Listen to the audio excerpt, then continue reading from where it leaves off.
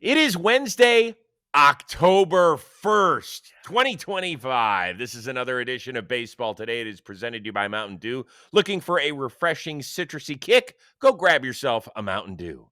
That is my man, Trevor Plouffe. I am Chris Rose, producer Dan, intern Sawyer along for the ride as well. We are going to break down the 4 games from Tuesday, look ahead to the 4 games from Wednesday, tell you whether or not we think there will be a game played on Thursday. Who knows? But let's start off with a tip of the cap to Katie O'Brien, who delivered yet another beautiful baby to the O'Brien family. Yeah, you are looking at Franklin James O'Brien. He joins older brother James and sister Claire. Congratulations to the boss's family. Look at that kid. Beautiful. I texted Jimmy. I said, yeah, that's a cute baby. Usually Really? babies Yeah. are not cute like that. Adorable. I mean, they don't come fresh out of the oven, and they look kind of like My babies mushed. were not cute like that. They weren't. No. They're cute now, but dang. Right. And Yeah. then let's put this nickname to bed already because Jake was calling him Frankie the Yankee. Nope. No. Kibosh. No Out. way. Yeah, he's gonna be a Twins fan. We all know that. Frankie Central, baby. We're bringing him in. I did ask if Frankie was okay because there is a Francisco in the show who does not like to be called Frankie anymore. So I said, "Is Frankie okay for Franklin?" He's like, "Yeah, Frankie's great. Frankie O'Brien." It actually is kind of cool. I think if your team loses on the day you're born, you shouldn't root for him. It's a sign. Twins didn't lose today, Frankie. So you're saying that Michelle and I should send him some Miami Marlins gear to get him going? Hey, that's something in the comments. What should what fan base should little Frankie root for since his pappy's favorite team took one on the chin? You never know. Like, look, these kids are going to be around a lot of Yankees fans. They might rebel and go That's Red true. Sox. Go the opposite direction. That's how it goes. Let's start off with the Yankees, who didn't lose as much as the Red Sox won. This one came down to the 9th inning. Well, maybe I could be wrong. We'll discuss in a bit, right? Boston clinging to a 2-run lead. Oh my gosh, and there was drama. He got him, and the Red Sox rally from behind and take game 1 of this wild card 3-1. How about Aroldis Chapman? Bases loaded, no outs, strikeout, weak fly ball to right, and strikeout again, and then the patented pose to put the Red Sox up 1-0. Thank God we had Chappie. Chappie's the best closer in the league. Nothing was going through my mind other than waiting for him to punch the 3 guys out. I think that beyond a shadow of a doubt, we all had a lot of faith in Chappie right there, and just glad he was able to lock it down. That, of course, the starter, that left-handed beast, Garrett Crochet. We'll have more on him in just a second. But let's be honest, after the Yankees went single to start the 9th, so you got the tying run in scoring position, nobody out. Did you think we were at least going to extras?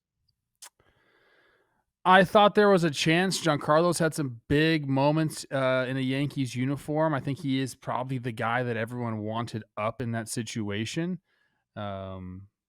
But, he had a couple times that he didn't come through for the team today. Grounded out in a double play after 2 base hits in the first inning and then there. And then we get to Jazz. That was his first at bat, correct, of the game. Your 30-30 guy that doesn't start the game, you're trying to avoid Crochet, but you put him in there, and his first at bat is against Aroldis Chapman. So I think that is where I start to question some lineup decisions. You had the number 1. I said this to Jake already. You had the number 1 offense in baseball. Not the number 2, not the number 3, not a top 5. You were the number 1 offense in baseball. And you didn't platoon like this throughout the year. So what are we doing? If you want to sneak Ahmed Rosario in there because he's got some pretty gaudy numbers against Crochet, sure, figure that out. But I just don't think that I don't know why they would do that. You got there with, again, the number 1 offense in the league, and all of a sudden you're changing everything up. It seems to me like that was just a little bit of overthinking by the Yankees. So what would you have done? You would have put Jazz at second and Rosario over at third?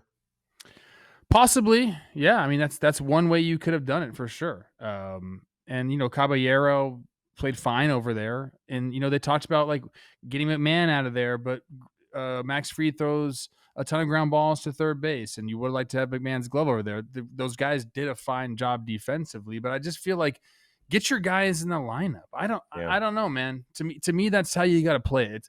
You can, a team like the Guardians, I have no problem with platooning and trying anything you can do to scrape by some runs, because you guys are one of the worst offensive teams in the league. So you have to act like that. You're the best offense in the league. You don't have to act like you're the Guardians. No offense, Chris. No offense taken. I mean, Right. I would disagree with you, but we'll get to that momentarily. You know what? While we're here, why don't we get to that? Because Jazz is a 30-30 guy, and he had played, I forget how many straight games, or like 26 of the last 27 in which left-handers had started, and now we sit him. He had been 0 for 4 with 3 strikeouts against Crochet. But okay, so that's one bad game, I guess. And so they did talk to Jazz about when he found out that he was not starting. So here we go. Did Boone relay that decision to you ahead of time or explain it at all? This morning, yes. He texted me last night. How'd you take that news, Jazz? I mean, we got to do whatever we got to do to win, right? So that's how I look at it. What gives you the confidence that you guys can come back in the series and win it? I mean, just that I trust all my teammates. And I believe that, I believe in them. So, that's what makes me believe that we can come back and win. And we're playing at home. Were you surprised about the decision? I mean, I guess. Yeah. Jazz, is that a conversation at all with him, or is it he shoots you a text, it is what it is, and you kind of move forward? It's a little conversation, not much, but, just move forward after it. Okay, for those of you that are audio only, that was almost a minute clip, and he had his back to the media. He was looking through. It better be the best shirt ever that he was looking for, even though he was already wearing one, because he was going through his locker, one of those, I don't really want to talk to anybody, I don't want to answer anybody, so I'm not going to look at you sort of deal. Do you have a problem with how this went down? I do. I mean, I understand he's frustrated with everything. I would have been frustrated too. I would have been pissed if I was Jazz. Look, okay, you can talk about a guy like a Kerry Carpenter not starting because like he never plays against lefties and he's got very bad numbers. No, over Jazz's career, 655 OPS, I believe, against lefties. This year, 733 OPS, a 108 OPS plus. This guy's, it's not like it's terrible. And you mentioned the small sample size against Crochet. You put your 30-30 guy in the lineup. I'm sorry, you just do. And if I'm him, I am upset. I just put together a very, very good season for you. Played my ass off for you, and now it's a 3-game set. Okay, like this isn't like some long, 7-game series, and I'm not in the lineup. That's very disappointing. I don't like the way you handled it. If you don't want to talk to the media, set guys, I don't got anything tonight. But if you're going to talk to the media, talk to the media. It's a respect thing. Yeah, because now they go to Aaron Judge and talk to him. And it's a story now. Look at us talking about it. Yeah, and Aaron Judge has to answer it. And as the captain, he's like, well, I didn't see the clip. Let me go back and look at it. And now he's going to have to talk to Jazz, and he might have to play peacemaker between Judge and between Jazz and Boone. Who knows how that's going to get handled? I think it'll be fine. I don't think it's going to end up being that big a deal. And I agree with you. I don't understand this. And maybe this is where the sport is right now, because they are not the only team that is leaving its best players on the bench. We didn't even talk about Ben Rice, who has been one of their hotter hitters and has been a 25 homer guy. And I just don't get it. This is not strictly on Aaron Boone. I will go to my grave believing this, that these are all organizational decisions. That we've talked it over. We know we're going against Garrett Crochet. This is what the lineup is going to look like. Now, Boone is going to be the front man, and he'll be the good soldier for everybody in the front office that helped come to whatever decision this was. But at the end of the day, this is not the sport. This is not the way the sport should be played at its best time of year, in my opinion. Ben Rice, 752 OPS this year against lefties, 110 OPS plus. I mean, yeah, it's mind-numbing. It really is mind-numbing that it's become such a numbers-heavy sport that there's just so little common sense at a time when you have the most pressure-packed decisions. Nobody's going to be sitting there at the end of the day saying, Ahmed Rosario was 6 for 9. Why isn't he playing? You know what your answer is? Because that guy gave us a 30-30 season. I think you could play him. I think you could play both the guys. Okay, fine. Then you can. But if Ahmed Rosario makes a huge error at third base, then they're going to ask you the question. Sure. I think we're talking too much about the Yankees. Yes, I would agree. Can we get to Garrett Crochet? Garrett Crochet, great. Taking Max Fried out, I don't love that either. So we're going to get to that. There's a lot of stuff going on, but yeah, I'd rather talk about the good stuff that the Red Sox did, and Crochet is obviously a big part of it. Let's get to two things. Number one, Garrett Crochet in his first ever postseason start. At one point, he set down 17 in a row. The last pitch he threw was right there to Austin Wells. 101? Like, what are we doing? That was some amazing stuff. Here's a great conversation. I want you to listen between a reporter and Boston manager Alex Cora. We were joking around that for some reason our front office was in the bullpen checking something over there, and he was in the dugout with me, and I told him we should call the bullpen, and he's like, tomorrow you're going to make one call to the bullpen. I say maybe two. He's like, no, one. He's going to be straight to Chappie. I'm like, okay, I'll take that, and that's how it worked out. What is it in his makeup that? It's just a guy that wants it bad, to be honest with you. He was in a situation last year that he was learning how to become a starter. He got traded to become the ace. He got paid like an ace, and since day one, he's acted like that. It was great. The question leading into the first answer was, in a day and age where starters don't go this deep into the playoffs, what gave you the faith? And so he relayed the story that on Monday, Crochet pointed to him and said, you're only going to need that bullpen phone once. And he was right, because that dude was awesome. 117 pitches, just giving everything you got, then straight to Chapman to preserve like the lefties and to keep the right-handed bats on the bench. It's just, I'm not going to sit here and say like Alex Cora, like, masterclass in managing, because that was gifted to him. Like, you got to have your guy do that. You got to have your guy go and be the dog that he was. But the game plan worked so much more in the Red Sox favor. Even, getting a lane for Yoshida, who's been really good, getting him a pinch hit. You can talk about the Red Sox and the extra bases taken. And is this going to be another year where we talk about the Yankees exiting the postseason because of some bad fundamental baseball? I mean, I know the Trent Grisham, when Sogard took second base, I believe it was in the first inning. When was that? Third inning, top of the third. Fly ball to center field. He's at first base. He takes second base right in front of Trent Grisham. Trevor Story ends up striking out, so no blood. But like that can't happen. The ball was not on. It was 15 feet in front of the warning track, and you got a guy right in front of you. The whole play is in front of you. You cannot let that happen. The Judge play at the end where he takes second base, gets in the scoring position right away. That's also huge. You can't really fault Judge because his arm is banged up. But Trent Grisham again here should be like, Big Daddy, let me take this ball. Anything close, I got it. Let me throw the ball in for you. And they didn't communicate that way. And all of a sudden, you got a guy on second base there when he should have been on first base. Yeah, and it's great scouting and preparation by Boston. Every time the balls hit the Judge, we're going to take an extra 90. If it's in play, we're going to do it. And Yoshida ends up getting a huge hit and 2-run score instead of 1. And that's the difference in these enormous games. So Boston did everything great in that area, and at times when they needed to be great, when it came to base running, when it came to defense, and when it came to go from one left-handed monster to another left-handed monster. I do want to get to the Max Fried stuff. He was spectacular in his first Yankees postseason start. He came out at the beginning of the 7th inning. Jarren Duran, he gets him 102 pitches, and that was it. Standing ovation. And now all of a sudden, a lot of people are wondering, hey, why are we taking him out? We still have to get 8 outs. Here is the skipper. They pressured him pretty good in the 4th, 5th, 6th. Had a couple base runners each inning.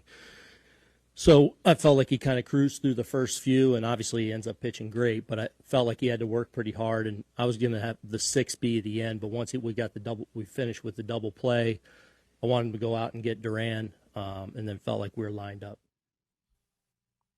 Is that good enough for you or no? It's not the worst managerial decision I've ever seen. It's not. And in hindsight, obviously, we can talk about, okay, we saw Weaver come in and give it up. Walks Rafael on an 11 pitch at bat, doesn't look great, and then hustle double, Yoshida comes in. So I think there's decent reasoning there, but man, I don't know. There just seems like sometimes you let your ace be an ace, and sometimes that means struggling through a few innings, and then putting your bullpen in a position to come in with a fresh inning and getting through the seventh. I mean, sometimes you got to do that with your guys. You got to let them go. But again, like I don't know. I'm not like, it's not a terrible decision. It turned out poorly, but I don't think it's a terrible decision. That's kind of where I'm sitting on this one. Weaver, people will look at his stats for September and say, hold on, he had a 9 ERA. Well, scoreless in 7 of his last 8 outings. He blew up 1. He gave up like 5 runs in an outing, and that will make a reliever's ERA go through the roof. So he had actually pretty much done his job, and he just didn't here. So at some point, like, we are so hypercritical, and I guess we should be during the postseason. But how many managers would rather take their guy out too early? I mean, for God's sakes, when you mention the name Kevin Cash, you don't talk about a guy that's won 2 or 3 Manager of the Year awards. You talk about the guy who took Blake Snell out of Game 6 of the World Series. This is what we do, and that will be with him forever if Tampa never wins a World Series. And now we're doing it with Aaron Boone because the bullpen that they built, whether it was through trades, through picking up certain guys off the waiver wire and turning their lives around, or building them through the trade deadline this year, this is how this team is built. They had to get 8 outs, and Weaver couldn't get 1. How it goes, bro? No, agreed. I don't know. Like Cora said, Crochet got paid to be the ace. Yeah. Let him be an ace. Max Fried got paid to be an ace. Yeah, he did. Let him be an ace.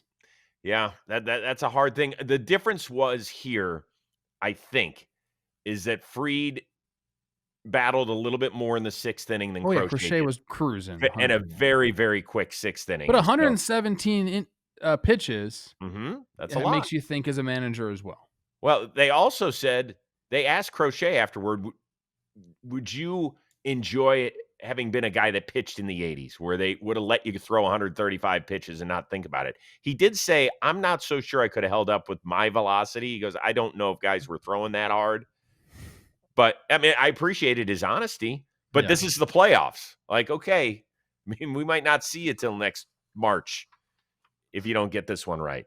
Very quickly, let's turn the page to the pitching matchup, Rodon and Bello. What do you got?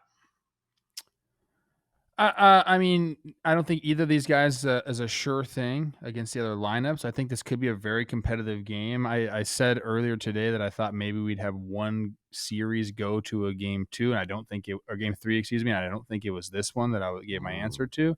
But it's anything can happen. I think obviously the Yankees, all hands on deck, win or go home type game. So Rodon's going to be in there until we see pretty much any sort of traffic on the bases or any sort of trouble, any sort of, advantage to the Red Sox. He's going to be out of there. We're going to see whoever. I don't know who else they're going to bring in, but again, it's all hands on deck. And I think for the Red Sox, you still want to be aggressive, but you can play maybe a little bit more conservative if you want. But knowing Cora, I don't think he manages like that.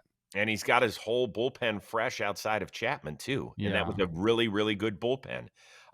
Really quickly, Rodon, ERA near 6 in 3 starts against Boston. Bello got knocked around a little bit in a September start against New York, or in whatever his most recent one was. But in the other 2, 7 innings in each of those and looked great. He's not a big strikeout pitcher at all. So he's going to try and use that big ballpark to his advantage in the alleys. We'll see how that one goes. I don't know. Let us know. Yankee fans, Red Sox fans, How you feeling going into game 2? Will there be a game 3? What's the biggest aspect of game 2 in the Boogie Down? Time for Judge to do it. He did get a couple knocks. Couple singles ain't it. Couple singles. Right? I guess so. Not to be a hater, but. This episode of Baseball Today is sponsored by Best Western Hotels and Resorts. Life's a trip, so why not make the most of it? With over 4,000 hotels worldwide, Best Western is there for every detour, destination, and unexpected twist and turn along the way. Whether you're hitting the road, traveling for work, chasing the next big game, there's always a room waiting for just for you. But a great stay isn't just about rest. It's about what comes next. A great stay doesn't just help you recharge. It sets the tone for the early wake up, the late night arrival, the last minute change of plans. Best Western, get it. Traveling isn't one size fits all. It's for the planners and the procrastinators, the loyalty point collectors, and the, hey, I just booked it crowd. So whether you're flying solo, with your friends, or the entire roster, Best Western has got you covered. So pack your bag, cue up the playlist, hit the road. Life's a trip. Make the most of it at bestwestern.com. Our next trip will stay in the American League. Game 1 between the Tigers and the Guards. And Detroit takes care of business thanks to the number 1 pitcher in baseball. Tarek Skubal set the tone as the Tigers hang on. Wow. As high as 105. But that's 101 right now. And he did. Noel just completely overmatched. To have the trust of our whole organization, teammates, coaches, coaching staff, it means a lot. And it doesn't really matter how we got here. We got in, everybody's in the same boat, and we're up 1-0 in a best of 3. So it doesn't really matter how you get here, as long as you get in. He carries us through so many of his starts. He's an emotional leader. There's a great presence with him, and everything changes the day that he pitches, which is what should be around an ace. He takes that responsibility, whether it's game 1 of a playoff series or some random June in an interleague series. Well said, AJ Hinch. The tone changes, and it's not just in the Tigers dugout, it's in the other dugout as well, because you're going to get so few opportunities. He allowed 1 hit past the infield. No, he's an absolute stud, and we talked about momentum and Cleveland having it all, at the end of the season, the Tigers having reverse momentum. There was not good for them, but a guy like Skubal can change that in a heartbeat, especially, Chris, when you go out and take a 1-0 lead and then hand the ball over to him. I think that it was interesting to me. I was again talking to Jake about this a little bit. Kind of a weird, obviously an early game there where the crowd wasn't there until like the 4th inning is when I really felt like it was a playoff atmosphere. And I think a little bit of that had to do with the timing of the game. And then a little bit of that had to do with the 1-0 lead and Skubal dominating. And when they finally, scored that run in the 4th, that's when I started to feel like the atmosphere was there again. So yeah, I think that a couple different factors, but Skubal dealing in the early lead definitely changed the feel of this game right away. Here's some impressive numbers. Those 14 strikeouts, which tied a Tigers postseason record. It's the second most by a left-hander in playoff history. When only Sandy Koufax has done better than you you're in the right neighborhood. He has given up 1 earned run now in 26 2/3 playoff innings. Now, 3 of those 4 starts against the Guardians. That's not exactly the 27 Yankees. The first one, though, came against the Houston Astros last year, and that's when Yordan Alvarez was around. And so that was a slightly better lineup. He just can do anything with the baseball, and he throws so many strikes that when people say, well, you got to work the count, that means you got to be fortunate enough to foul off some balls against him. And that's how you get a 6 or 7 pitch at bat, because he's just not going to walk guys. He did walk Austin Hedges a couple of times, but at least one of them was on 4 straight pitches. So it's not going to be an 8, 9, 10 pitch at bat. That does not happen against this dude. No, because his stuff is so good, it plays in the zone. A lot of guys have to nibble and hit their spot and maybe tunnel and make you chase a little bit, present it as a strike, get it out of the strike zone by the time it gets to you. But for him, his stuff is so good, he can play in the zone. The Hedges walks thing is hilarious. Amazing. 8% of the walks that Skubal is allowed in 2025 have been to Austin Hedges. Tell me if I'm wrong. Wasn't it 2 outs, nobody on, and Hedges gets a 3-1, and Skubal throws him a slider for a strike and then a changeup to walk him. I'm like, oh my God, we're treating this guy I know. like he's freaking Babe Ruth. It was incredible. You talked a little bit about the Yankees platooning guys, and you said you're okay with it with the Guardians. They started 2 right-handed bats, which would make sense against Skubal, but it's one guy in Johnny Rodriguez who came back up into the big leagues last weekend. He hadn't been up since July. And then John Kenzie Noel, who doesn't play a ton of first base. They both had critical errors. Those were the 2 unearned runs that ended up being the difference. There's a lot of fans in Cleveland that are up in arms. They say, we don't care if it's left-handers against Skubal and young left-handers. Just give us guys that will give better at bats than those 2 dudes. I fall into that boat too. I watch this team religiously. You can't have John Kenzie Noel getting 4 at bats against Tarik Skubal. Yeah, it's interesting because, you think you're playing the platoon, you are giving up, what. Well, I don't know if they've been a great defensive team this year, but they've been pretty good. You're giving up defense when you're running those guys out there, Yes. and like you said, I mean, it proved very, very costly for them today. Rodriguez booting the ball, that was just straight up adrenaline base in the first inning. Gets Carpenter in the second. Torkelson bloops one in, 1-0. I think that was obviously a huge tone setter for the game. But that was the name of the offense today on both sides was let's take advantage of a mistake. The only thing was the Tigers were able to put out a fire in the 9th. Yeah. Because the Guardians had a chance. You tie the game 1-1 on what I would consider a misplay by Skubal. He should not have fielded that ball. He should have let Baez field that ball. Yep. And then he even choked the throw off. Like he still could have thrown Martinez out. It just was a bad overall play. Threw a looper. Let's get to the 9th inning where Jose Ramirez single gets to third on a 2-base throwing error by Baez. Then there's 1 out, and here comes the 1-hopper. Manzardo back to Will Vest, who does a great job and gets Ramirez out very quickly in the rundown. What did you think of that play? Very, very tough read for Jose because you see the ball go up there. It's a chopper. For the most part, you're running contact there. Mhm. If you read a ball back to the pitcher, you can put the brakes on. So I think he got caught in between a little bit there on the chopper.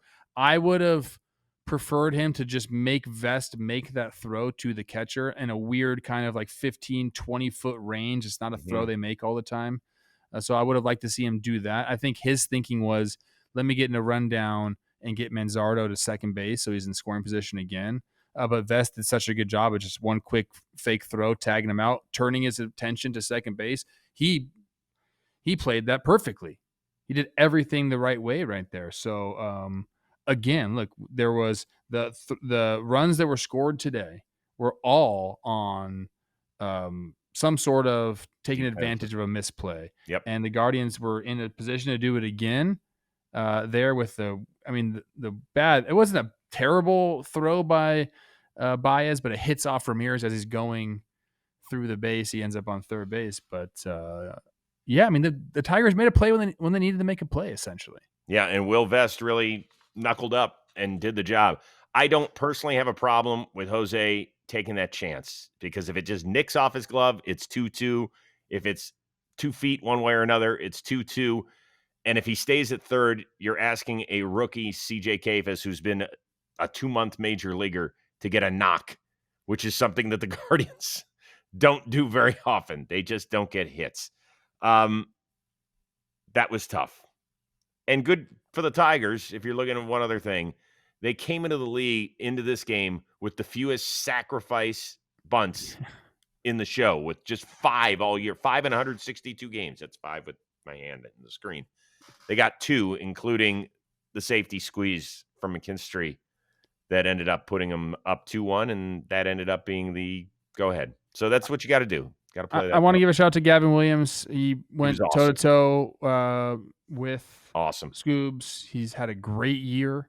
If that ends up being his last start, I mean, just really, really nice year for him. The one pitch. Riley Green. The hanging curveball to Riley Green. I mean, that's in his bat path, man. Yeah, that was the one. And those are the difference. Former number 1 overall pick, Mize going against Bybee. Mize was great last Friday against Boston. His last start in Cleveland was spectacular. It was during the Guardians' 10-game losing streak in July, 7 shutout innings. It'll be very interesting. Just one quick thought from me. Tanner Bybee has got to get through that first inning unscathed. He is an emotional guy. He's a guy that bitches at the umpires a lot. He has got to stay focused. He cannot give up a run in that first inning because that will suck the life out of Guardians fans. When they know this offense is struggling, he has got to get through a relatively clean inning and certainly not put any numbers up on the scoreboard. That's the way it'll go. Okay. All right. How about this? Based on hundreds of millions of real-world tests, the experts at Ookla Speed Test, they have spoken. T-Mobile is now the best mobile network in all of America. So you can keep up with all of the MLB postseason action from the ballpark to the backcountry because T-Mobile has got the most advanced 5G, the most towers, and a signal that goes farther than ever. So whether you're streaming the game out and about, checking stats on the road, or experiencing ballpark perks at the Magenta Status, you're ready to stay connected wherever your fandom takes you. Head on over to T-Mobile.com/network to switch to the very best network today. We know you're busy. These day games during your work schedule or wherever you're taking the kids, it can get you. It doesn't mean you can't stay connected. So go do it now. You'll enjoy the playoffs. Let's move over to the National League where the champs, they strike first against the Cincinnati Reds. Most fans weren't even in their seats. Shohei steps in the box and boom. Swing and a line drive, ripped, right field, back, gone! Leadoff homer, Shohei Ohtani, a low liner over the right field fence. Dodgers were just getting going. He had a 2-homer night. Teo had a 2-homer night. Tommy Edman clicked as well. The second one by Ohtani went 454, by the way. When they go out and do this, and they ended up winning big in this one, it just feels like, yeah, they can go on that run. The Reds were overmatched, man. Overmatched. They were overmatched, and that is, I hate saying it because they're a playoff team, but they looked like they didn't really have a chance in this game. You start off a game like that, 100.4 miles per hour coming in, 117.7 going out. Like just a freaking missile. Look out. If you're in the right field bleachers, wear a glove. Wear a glove. Always stay strapped, people. You got to do it there. Yeah, this was a blowout. We could talk about Teo. You could talk about Tommy Edman and Kike Hernandez, who were just like cheat codes in the postseason. What is that about? Blake Snell, I don't even know, man. It was the Reds don't have the horses to keep up. I feel bad saying that, but they don't. I know it's not fair because they made the playoffs. We gave our opinions on Monday's show about if the Mets don't fall all over themselves. I think I used a different term, but if they don't fall all over themselves. The Reds didn't play that great over the last 2.5 months to the point where you were like, yes, let's feel good. It felt a little bit like the JV against the varsity for the first 7 innings. That's what it felt like, and maybe some Reds fans aren't going to like that, but it did, and that's the way it appeared. I think the biggest deal, Shohei is one thing, because he didn't have a great postseason last year in his playoff debut. If he hits like that, they're a different animal. But Teoscar Hernandez is a guy that had a sub-740 OPS this regular season. I felt like the only time we talked about him was when he wasn't chasing balls in Colorado and stuff. He brings a certain swagger, a smile, this bat flip. Like, this is important stuff for him. He had his lowest OPS since he was a rookie with the Houston Astros in 2016. They get this version of him once again. So they're a different speed then. Yeah, Muncy didn't look good tonight, but it didn't matter. If he gets 2 hits tomorrow, what are we going to be saying about this lineup? I mean, it's hard to keep 9 of them down. Right. And we've seen that throughout the season as well. But I think now, like, the focus becomes like uber intense for them. They've been waiting for the postseason. I know we say that, and sometimes I'm like, is that real? But I truly do believe that with this team, they knew they were going to be in the postseason. Now, did they want to have a bye and break the all-time wins record. I don't know, but it just wasn't going to happen from this year. They dealt with a lot of injuries, but now they've gotten pretty dang healthy, Chris, and they are finding. I mean, they're looking like the team that we thought they were going to be in the preseason. The way we were talking about them, like a cheat code. That's what they look like tonight. They did, and here's the thing: is that they really lined up their pitching this year to perfection. You know, we always said all along, just have the 26 best, healthiest guys you can when you get to October. They had one pitcher who threw more than 115 innings this year, and that's Yoshinobu Yamamoto. That's it. There were only 3 guys on their team who threw 100, and one of them doesn't even play for them anymore, and that's Dustin May. So these guys are rested. They're ready. Blake Snell looked amazing. Oh, He cruised for a guy who, even when he throws well, can have a pitch count that's 90 at the end of the 4th inning, but he was just moving, got into a little trouble in the 7th inning, ended up giving up 2 runs in 7 innings. The bullpen is still a mess. We're getting ready to do this show late on Tuesday night, and I was like, wow, game's cruising along, and we get to the top of the 8th inning, and it took like an hour and 12 minutes, it felt like, because the Dodgers bullpen, we can joke about it, but thank God they were leading 10-2. They get a couple of guys, including a veteran in Vesia, and then it was Enriquez who comes in, and then Dreyer. They're all walking guys all over the place. It's got to drive Dave Roberts up a frickin' wall. Agreed. Not a great leverage for these guys to come in, though. Doesn't matter, though. I think it does. I know we've been complaining about them all year long, and they haven't performed like we thought they were going to perform. But there was a couple of them that got right at the end of the season. And again, playoffs come, wipe your regular season stats, just get rid of them. But can you, after what we just saw? I think you can. Point, these guys they want to be in high leverage situations. They need that adrenaline. They didn't have it today. So I would watch this, and if it happens tomorrow in a close game, then we'll talk about it. But this is just a weird game to come in. So you don't think it's a big deal? I honestly do not think it's a big deal. I think the bullpen's going to be fine, especially in this series if they can bring Roki and Glasnow whenever they want. They didn't have to do that today because they're up so many runs. I think they have many buttons to push. I know Dave's got to push the right ones. Again, I want to see it in a high leverage situation. I think today I wouldn't worry about today. I think his 4 most trusted relievers are Glasnow, Roki, Sheehan, and Trinan, and then Vesia. I think that's his group, and I think that when he gets to tight games, assuming they win this series and they move on to Philadelphia, that's what you're going to see in big-time situations. That is my guess. Could be wrong, but I don't think so. Game 2, Zach Littell is going to give it his best, try and keep the Red season afloat, but he's got to go against Yamamoto, who has given up a whopping 3 runs in his last 5 starts, covering 34 innings. You talk about a guy that is on a roll right now. Yeah, against an offense that isn't built to keep up with what the Dodgers are going to offer. I don't want to say this series is over because I prefer chaos in my postseason, especially when my team's on vacation.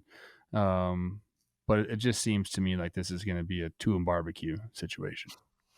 I like that. 2-and-barbecue. Dodger fans, are you still a little worried? Because Plouffe isn't.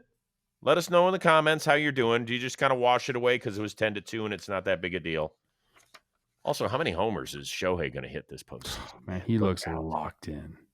All right, Cubs. They get their first playoff win since 2017. A couple of solo shots in the 5th. Then the pen slammed the door shut against Slam Diego. Pitch from Keller. Striking out looking.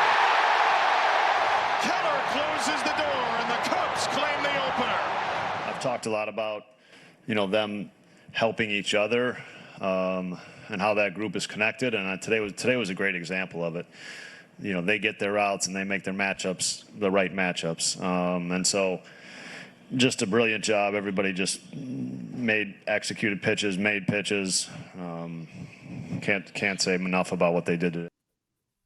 Yeah, that's Cubs skipper Craig Counsell, and we're going to echo those sentiments because they got the last 14 outs and did not allow a base runner. So they kind of out San Diego, if you will.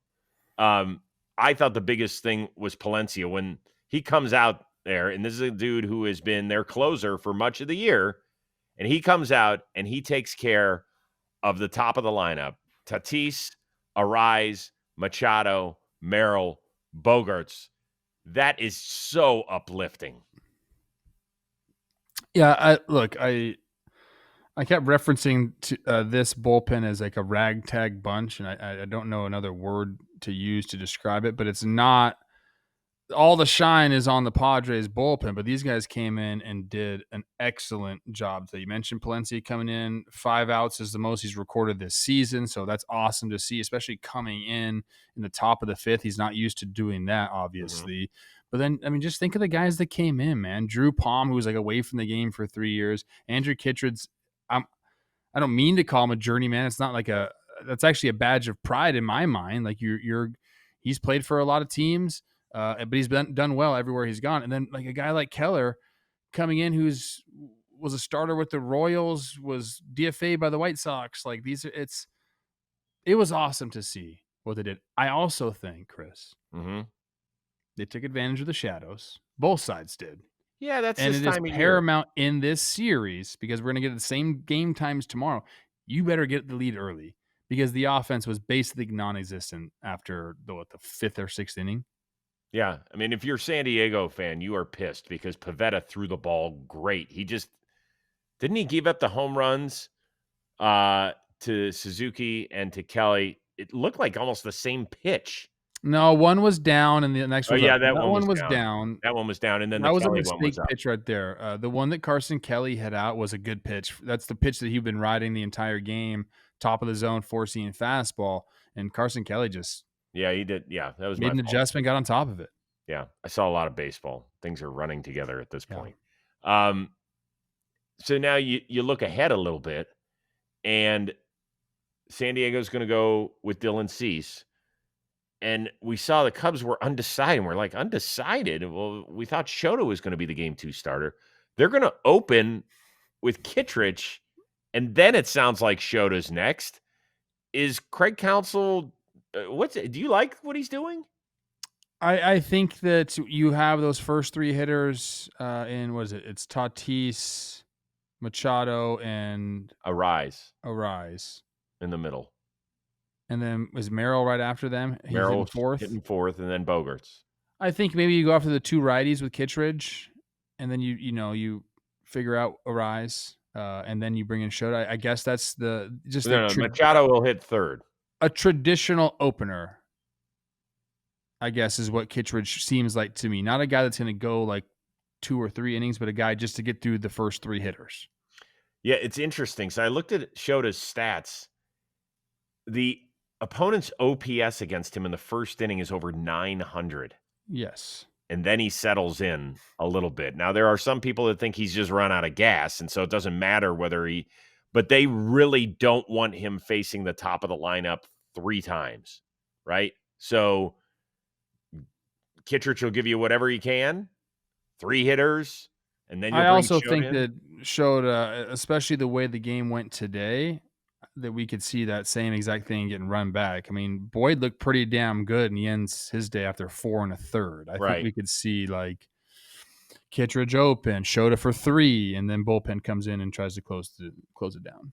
Yeah, I agree.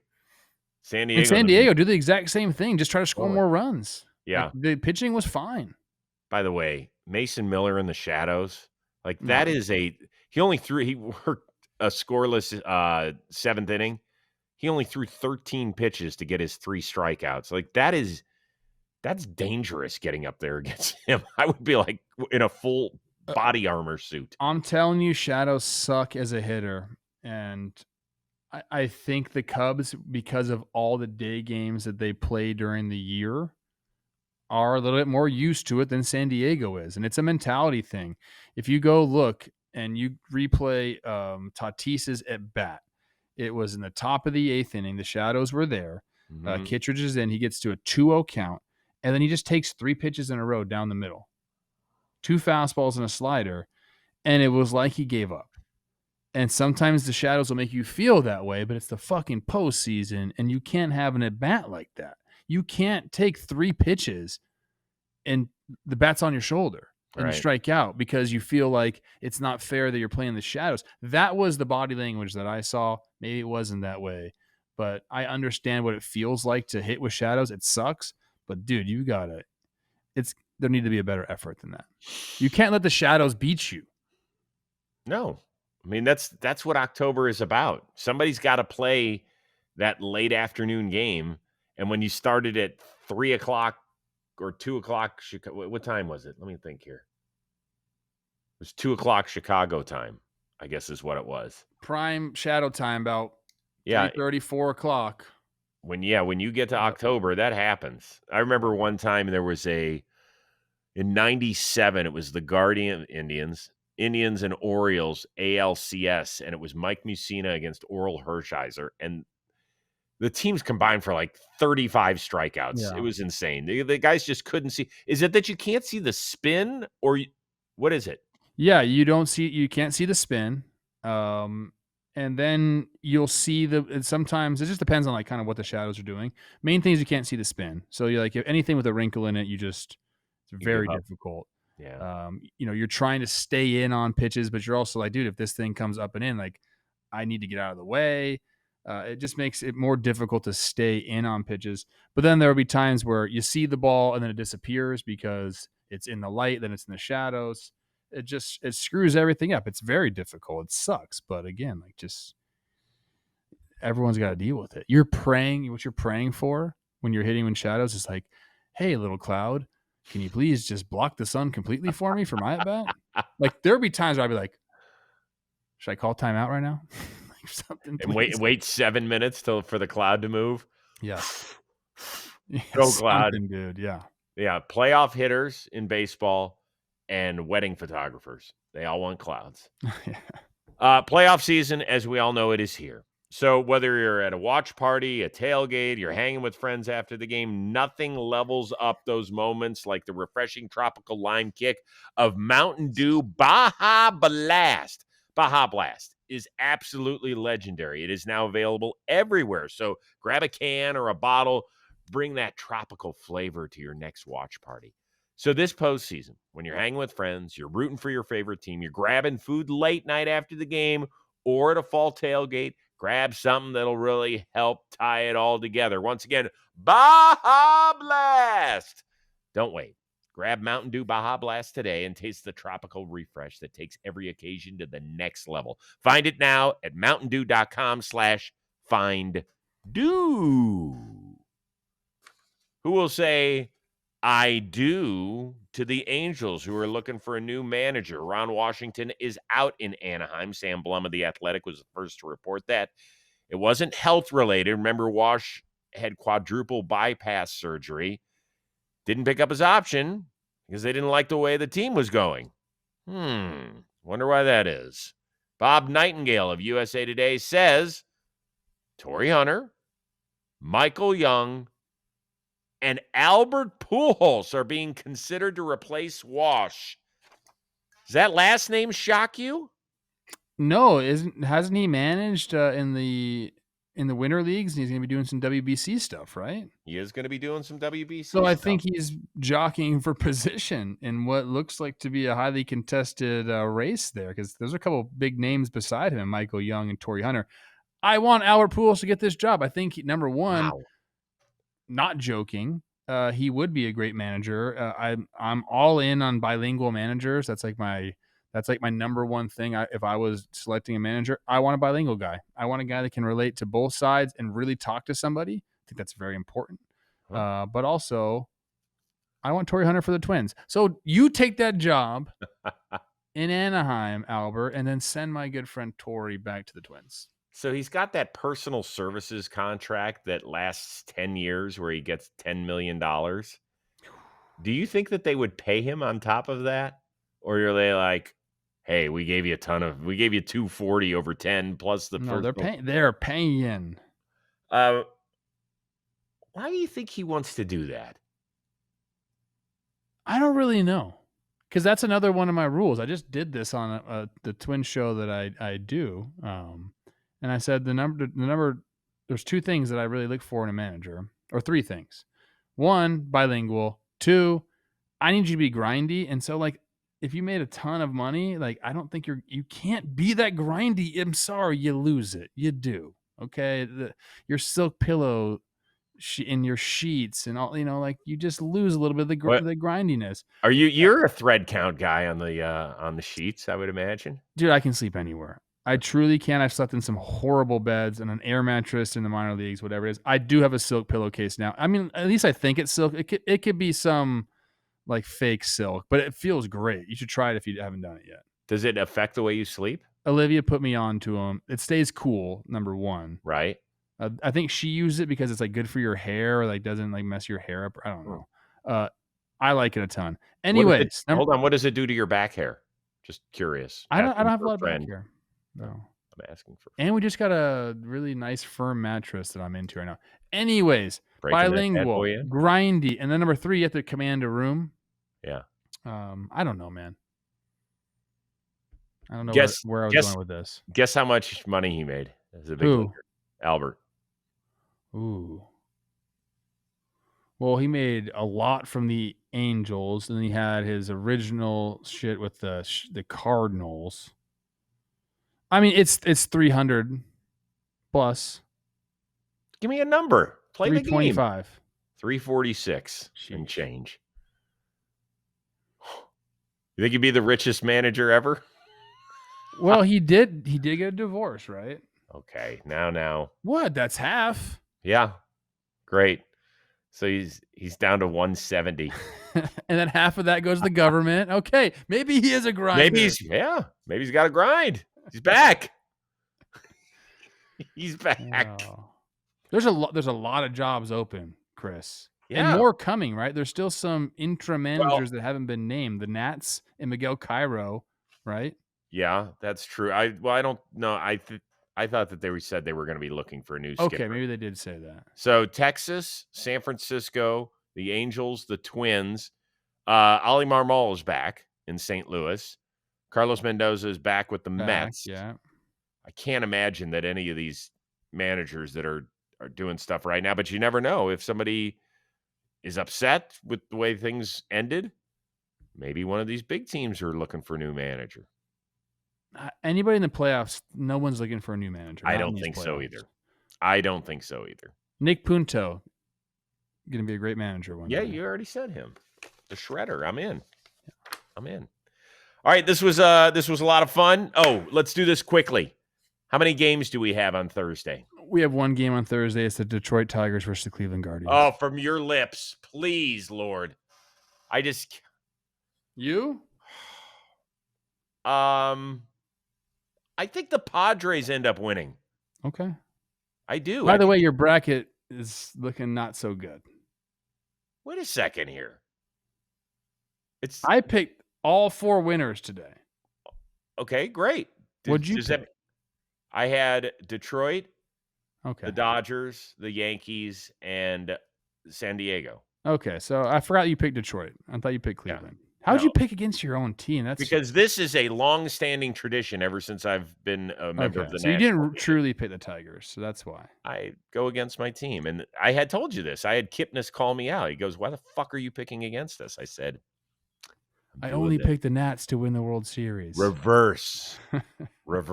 He's like, "Oh, okay, I get it." I said, "You just do your job. I did mine. I'm picking against you. You do yours now." All right. Fun stuff. Enjoy the baseball tomorrow. We had 3 really, really fun, interesting games and 1 dog shit one, but maybe we'll see. Maybe the Reds can count. Maybe we can count on them to turn this around and give us something to talk about on Thursday's show. For our one-of-a-kind producer, Dan Rourke, our awesome intern, Sawyer, that is the uber-talented and still somewhat clean-shaven Trevor Plouffe. I am Chris Rose. We will see you Thursday here on Playoff Baseball Today, presented to you by Mountain Dew.